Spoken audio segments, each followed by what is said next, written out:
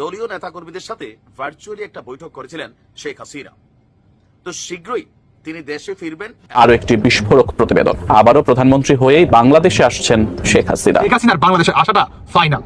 এখন দেখার বিষয় যে অন্তর্বর্তীকালে সরকার কিংবা জঙ্গিবাদীরা তারা আসলে কি স্টেপ নিতে পারে। তথ্যসূত্রে যতটুকু জানতে পারছি সেটা হলো শেখ হাসিনা বাংলাদেশের রানিং প্রধানমন্ত্রী হিসেবে বাংলাদেশে আসবে, এবং এইটা মোটামুটি বাংলাদেশের সেনাপ্রধান এবং ভারতের সেনাপ্রধানের মধ্যে দ্বিপাক্ষিক কয়েকটা আলোচনা ইতিমধ্যে হয়ে গেছে। প্রধানমন্ত্রী শেখ হাসিনা উনি কিন্তু বাংলাদেশে আসবে প্রধানমন্ত্রী হিসেবেই। শেখ হাসিনাকে আপনাকে অবশ্যই আপনাদের ফুলের মালা দিয়ে দেশে আনতে হবে। ডক্টর ইউনূসের বিরুদ্ধে ইন্টারন্যাশনাল ক্রাইম কোর্ট যেটা আইসিসি, সেখানে একটা মামলা করার প্রস্তুতি নিচ্ছে সে ডাউথি স্ট্রিট চেম্বার্স ল ফার্ম।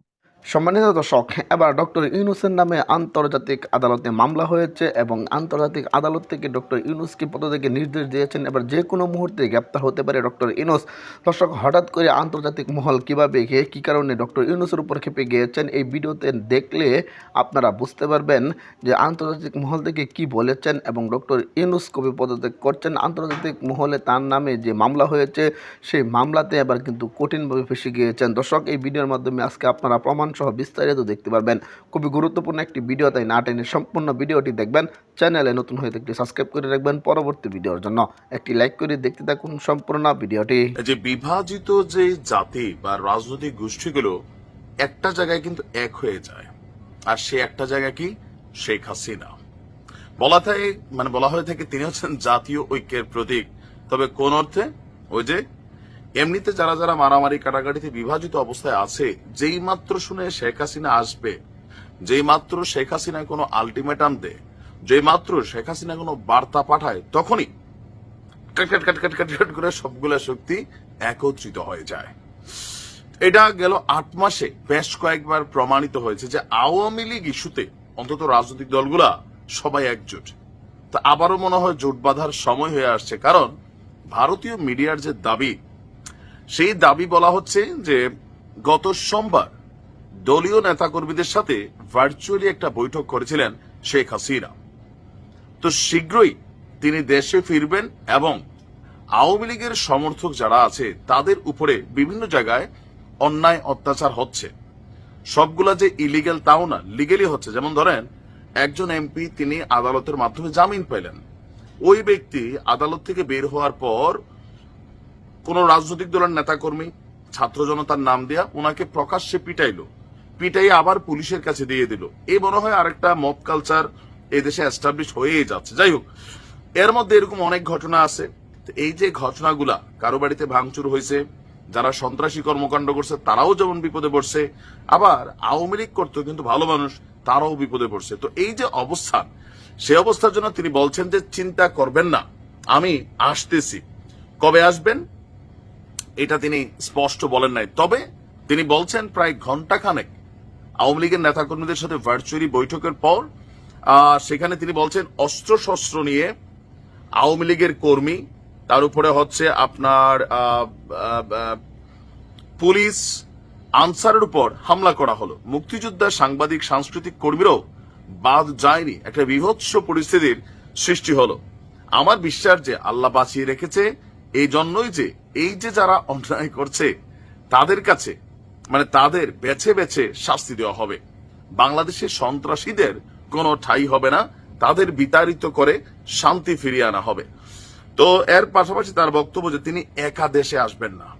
তিনি দেশ ছাড়ার পর আওয়ামী লীগের যে সকল নেতাকর্মীরা দেশ ছেড়ে পালিয়েছে, পলাতক মন্ত্রী এমপিরা আছেন, সকল নেতাকর্মীদের নিয়ে তিনি একযোগে দেশে প্রবেশ করবেন। এখন শেখ হাসিনার এই বক্তব্যটি প্রকাশের পর এই ভিডিওটা প্রকাশের পরপর আবার দেখলাম গণমাধ্যমে এটা নিয়ে নানান বিতর্ক তৈরি হয়েছে।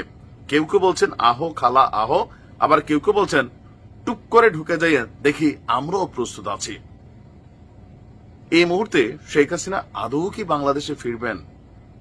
আপনার কি মনে হয় যে এই মুহূর্তে এতটুকু সাহস তিনি দেখাবেন কিনা? আর যদি আসলেই তিনি এমন কোন সিদ্ধান্ত নিয়ে বসেন, তাহলে দেশের মধ্যে কি পরিমাণ অরাজক বিশৃঙ্খল পরিস্থিতি তৈরি হবে। এই যে একটা উত্তাল ঝড় উঠবে, সেই ঝড় 5ই আগস্ট যেই পরিমাণ জীবন না হারাইছে মানুষ, এর থেকে 10 গুণ পড়বে। সভানেত্রী শেখ হাসিনা বর্তমানে ভারতে রাজনৈতিক আশ্রয়ে রয়েছেন। সেই রাজনৈতিক আশ্রয় থেকে উনি ওনার যে কূটনৈতিক সম্পর্কগুলো রয়েছে কিংবা রাজনৈতিক যে পারদর্শিতা রয়েছে, সেই রাজনৈতিক পারদর্শিতা এবং কূটনৈতিক সম্পর্ক কাজে লাগিয়ে আন্তর্জাতিক মহল থেকে সহযোগিতা নিয়ে প্রধানমন্ত্রী হিসাবে ওনার যে পদ ছিল 5ই আগস্টের পূর্ব পর্যন্ত, সেই পদে উনি বহাল হবেন। এবং আওয়ামী লীগের এমন অনেক নেতৃবৃন্দ রয়েছেন বা অ্যাক্টিভিস্ট রয়েছেন যারা এই বিষয়টি এখন পর্যন্ত খুব ঢালাওভাবে প্রচার করেন। যদিও এখানে নানা ধরনের প্রশ্ন থাকে, সব থেকে বেশি যে প্রশ্নটি থাকে সেটি হচ্ছে শেখ হাসিনার সাংবিধানিক বৈধতা নিয়ে। আওয়ামী লীগ বিভিন্ন তথ্য উপাত্তের ভিত্তিতে যে বিষয়টি জানা গেছে সেটি হচ্ছে আওয়ামী লীগ কিন্তু শেখ হাসিনার বৈধতা বিষয়ে আন্তর্জাতিক আদালত থেকে আন্তর্জাতিক মহলে এখন পর্যন্ত লড়াই করে যাচ্ছে। যদি কোনোভাবে এটি প্রমাণিত হয়ে যায় যে শেখ হাসিনা এখন পর্যন্ত বৈধ প্রধানমন্ত্রী রয়েছেন কিংবা বাংলাদেশে ক্ষমতায় বসার অধিকার এখনো রাখেন, তাহলে হয়তোবা কোনো একটি চেষ্টার মাধ্যমে, সেটা হোক ভারতের জোরপূর্বক ক্ষমতায় বসানো কিংবা আওয়ামী লীগ তাদের গণজোয়ার তৈরি করে শেখ হাসিনাকে দেশে ফিরিয়ে এনে সরাসরি গদিতে বসানো, এটি হয়তোবা করে ফেলতে পারে। আবার অনেকেই কিন্তু এই বিষয়টি এখন আর গ্রাহ্য করেন না। প্রথম প্রথম করতেন 5ই আগস্ট পরবর্তী সময়, এখন সেই বিষয়টি আর গ্রাহ্য করেন না, বরঞ্চ এখন মনে করেন যে আসন্ন যে জাতীয় সংসদ অনুষ্ঠিত হওয়ার কথাবার্তা চলছে বাংলাদেশে, সেই জাতীয় সংসদ নির্বাচনে বাংলাদেশ আওয়ামী লীগ অংশগ্রহণ করবে এবং শেখ হাসিনা নির্বাচনের পূর্বে দেশে ফিরবেন। এই যে দুটি বিষয়, এই দুটি বিষয় নিয়ে যেমন আওয়ামী লীগারদের মধ্যে বিভিন্ন ধরনের কথাবার্তা হয়, পক্ষে বিপক্ষে বিভিন্ন ধরনের মতামতও কিন্তু এখানে লক্ষ্য করা যায়। আমি প্রথমে যেমনটি বলেছিলাম যে কেউ কেউ এখনো এটি দাবি করেন যে শেখ হাসিনা প্রধানমন্ত্রী হিসেবে দেশে ফিরে আসবেন। সুতরাং যারা এটি এখনো বিশ্বাস করেন বা শেখ হাসিনা সাংবিধানিক বৈধতা নিয়ে বিভিন্ন ধরনের প্রশ্ন উঠান, তারা দ্বিতীয় যে বিষয়টি রয়েছে সেই বিষয়টির প্রতি বেশ একটা আগ্রহ প্রকাশ করেন না। তবে ভারতের যে সকল তথ্য উপাত্ত রয়েছে সেই সকল তথ্য উপাত্তের ভিত্তিতে আওয়ামী লীগের শীর্ষ পর্যায়ের নেতৃবৃন্দ যারা ভারতে অবস্থান করছেন, এমনকি আওয়ামী লীগের সাথে অঙ্গ সহযোগী সংগঠনের, বিশেষ করে বাংলাদেশ ছাত্রলীগ যে রাজনৈতিক সংগঠনটি রয়েছে, সেই রাজনৈতিক সংগঠনের শীর্ষস্থানীয় পর্যায়ের যারা ভারতে অবস্থান করছেন, তারা বিভিন্ন সময় ভারতীয় গণমাধ্যমে বিভিন্ন ধরনের সাক্ষাৎকার দিয়ে থাকেন এবং তাদের সেই সাক্ষাৎকারের উপর ভিত্তি করে কিন্তু ভারতীয় গণমাধ্যম এবং ভারতীয় গণমাধ্যমের যে ইউটিউব চ্যানেলগুলো রয়েছে, অনলাইন প্ল্যাটফর্ম, সেই অনলাইন প্ল্যাটফর্মগুলো কিন্তু শেখ হাসিনার প্রত্যাবর্তন কিংবা শেখ হাসিনার দেশে ফেরা নিয়ে সাম্প্রতিক সময়ে বেশ কিছু প্রতিবেদন প্রচার করেছে এবং সেই সকল প্রতিবেদন কোনোভাবেই ভারতীয় গণমাধ্যম বা ভারতীয় অ্যাক্টিভিস্ট যারা রয়েছেন তারা বন্ধ করছেন না, বরঞ্চ তারা এই বিষয়টি নিয়ে সম্পূর্ণরূপে একমত পোষণ করছেন এবং একসাথেই বলছেন যে শেখ হাসিনা দ্রুত বাংলাদেশে ফিরবেন বা বাংলাদেশে চলে যাবেন এবং এটিকে শেখ হাসিনার প্রত্যাবর্তন হিসাবে তারা মনে করছেন।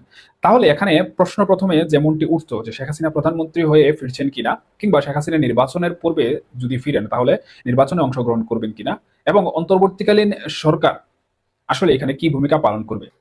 এখন এই যে তিনটি প্রশ্ন রয়েছে, সেই তিনটি প্রশ্নের জবাব সম্প্রতি কিন্তু বাংলাদেশ আওয়ামী লীগের যে ভাতৃপ্রতিম সংগঠন রয়েছে বাংলাদেশ ছাত্রলীগ, সেই বাংলাদেশ ছাত্রলীগের সভাপতি সাদ্দাম হোসেনের কাছে করা হয়েছিল এবং ভারতীয় একটি গণমাধ্যমে একান্ত একটি সাক্ষাৎকার দিয়েছেন বাংলাদেশ ছাত্রলীগের এই দায়িত্বশীল নেতা। জি24 ঘন্টায় এক্সক্লুসিভ আওয়ামী লীগের ছাত্রনেতা সাদ্দাম হোসেন। বাংলাদেশে আদৌ ফেব্রুয়ারিতে ভোট কি হবে? জি24 ঘন্টা মুখোমুখি ছাত্রলীগ নেতা সাদ্দাম হোসেন, তিনি কি বলছেন শোনাবো। বাংলাদেশের নির্বাচন আদৌ কি সম্ভব? এপ্রিল থেকে নির্বাচনের ঘোষণা চলে এসেছে ফেব্রুয়ারি মাস অবধি। ফেব্রুয়ারি মাসে আদৌ হবে? বিএনপির সঙ্গে বৈঠক হয়েছে ডক্টর ইউনূসের, আর আওয়ামী লীগ এক্ষেত্রে কি ভূমিকা নেবে? আওয়ামী লীগ কি করবে এবার সাদ্দাম? আমরা যেটি মনে করি যে সরকার যে ঘোষণাটি করেছে এটি এক ধরনের প্রহসন, এটি জনগণের মনোযোগ দূরে সরিয়ে দেওয়ার কৌশল এবং নির্বাচন দেওয়া তাদের মূল লক্ষ্য নয়। তাদের মূল লক্ষ্য হচ্ছে যে ক্ষমতাকে দীর্ঘায়িত করা এবং বাংলাদেশে আওয়ামী লীগকে ছাড়া কোনো ধরনের গণতান্ত্রিক, অন্তর্ভুক্তিমূলক এবং জনগণের অংশগ্রহণমূলক কোনো নির্বাচন সম্ভব বলে বাংলাদেশের জনগণ বিশ্বাস করে না। আজ আমরা লন্ডন থেকে আমন্ত্রণ জানিয়েছি ব্যারিস্টার সাইদ জয়নাল আবেদিনকে। আপনারা তাকে চেনেন, যারা আমার শো নিয়মিত দেখেন তারা আগেও দেখেছেন। ব্যারিস্টার সাইদ আবেদিন, আপনাকে স্বাগত। আপনাকে অনেক ধন্যবাদ। জি সাইদ ভাই, কদিন আগে তো এই যে ডক্টর ইউনূস লন্ডনে গেলেন এবং তখনই আমরা শুনতে পারলাম যে ডক্টর ইউনূসের বিরুদ্ধে ইন্টারন্যাশনাল ক্রাইম কোর্ট যেটা আইসিসি, সেখানে একটা মামলা করার প্রস্তুতি নিচ্ছে সে ডাউথি স্ট্রিট চেম্বার্স ল ফার্ম। অনেকেই আমার কাছে জানতে চেয়েছে যে এই বিষয়টা নিয়ে যেন আমি একটা অনুষ্ঠান করি, তো আমি দেখলাম যে you are the right person to talk about it. So আপনি যদি প্রথমে আমাদের এই ডাউথি স্ট্রিট চেম্বার্স ল ফার্মটা সম্পর্কে একটু বলেন, তারপরে আমরা বাকি আলোচনাগুলো করব। অনেক ধন্যবাদ আপনাকে। প্রশ্নটা খুবই প্রাসঙ্গিক আসলে। ডাউথি স্ট্রিট চেম্বার্স খুবই সুনামধন্য একটি ব্যারিস্টার্স চেম্বার ইংল্যান্ডের। তাদের দুটো ব্রাঞ্চ আছে, একটা লন্ডনে, একটা লন্ডনের বাইরে। ওনারা আন্তর্জাতিকভাবে সম্মানিত দর্শক, আশা করি সকলে পুরো ভিডিওটি দেখলেন। এই ভিডিও সম্পর্কে অবশ্যই আপনাদের মতামত ভিডিওর কমেন্ট বক্সে লিখে জানাবেন। দর্শক, ইতিমধ্যে কিন্তু আপনারা দেখেছেন ডক্টর ইউনূসের নামে আন্তর্জাতিক আদালতে মামলা হয়েছে। আন্তর্জাতিক চাপে এবার ডক্টর ইউনূস দিশেহারা হয়ে গিয়েছে। দর্শক, সাবেক প্রধানমন্ত্রী শেখ হাসিনা খুব দ্রুত বাংলাদেশে ফিরছেন এবং আন্তর্জাতিক মহল থেকে ডক্টর ইউনূসকে পদ থেকে নির্দেশ দিয়েছেন এবং শেখ হাসিনাকে আবারও বাংলাদেশে প্রধানমন্ত্রী হিসাবে দেখতে চাচ্ছেন আন্তর্জাতিক মহলগুলো। দর্শক, এই ভিডিওর মাধ্যমে কিন্তু আপনারা বিস্তারিত দেখেছেন। অবশ্যই এই ভিডিও সম্পর্কে আপনাদের মতামত ভিডিওর কমেন্ট বক্সে লিখে জানাবেন। দর্শক, এই ধরনের ভিডিওগুলো সবার আগে পেতে অবশ্যই চ্যানেলটিকে সাবস্ক্রাইব করে পাশে থাকা বেল বাটনটি অন করে রাখবেন পরবর্তী আপডেটগুলো সবার আগে পাওয়ার জন্য। আজকের মতো ভিডিওটা এখানে শেষ করলাম। দেখা হচ্ছে পরবর্তী ভিডিওতে। ভালো থাকবেন, সুস্থ থাকবেন। আসসালামু আলাইকুম রহমতুল্লাহ।